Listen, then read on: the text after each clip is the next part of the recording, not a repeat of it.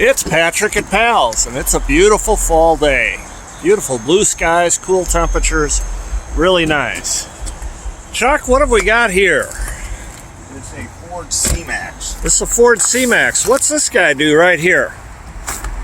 What is that for? Well, it's for the plug-in. Oh, okay, so you plug this car in, so you don't put gasoline in it or diesel fuel. No, this is an electric hybrid car. An electric hybrid. Now, look underneath, folks. That looks like an engine. And what's unique about this vehicle is, if you notice, we have two coolant reservoirs. Why? Because we have two different cooling systems for the car. This system cools the main engine. This system cools the capacitors for the hybrid electric part of the motor.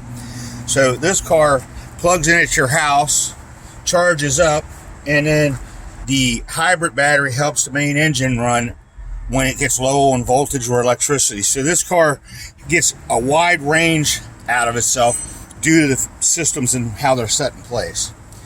And it still requires engine oil. Still requires engine oil. So is this considered a hybrid or an electric? It's considered a hybrid electric. It's hybrid electric. Right, it's a combination of two.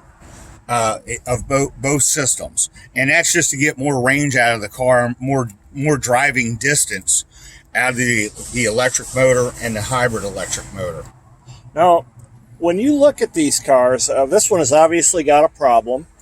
How do you diagnose? What is different about diagnosing a hybrid electric than a regular gas engine car?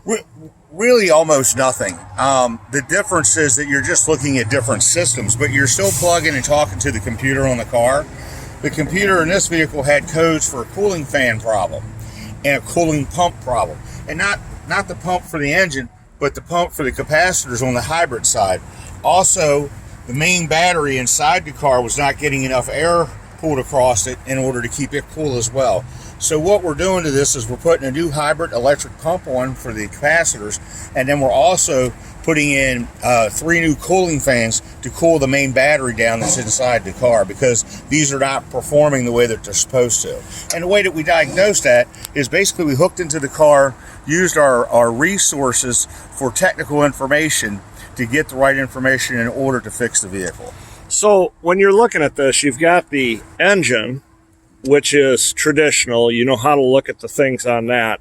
Then you've got the inverter, which is over here. Now, where is the main battery located on this? Typically somewhere's inside the car, usually behind the back seat.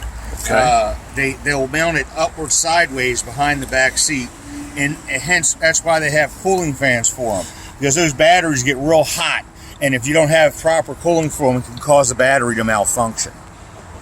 So, you know, folks, you think when you're buying a hybrid that you're just buying one system. You're not. You're buying two different systems. You've got an electric and an engine. So you've got an electric motor, and then you've got the engine. And you have to decide which one is causing the problem. That is correct. We use the information from the computer to tell us which systems to test. We look up the proper testing via ALLDATA or whatever information service we're using, and that tells us what direction to go in. Well, folks, if you've got a C-Max E Energy, bring it to Pals. See you soon.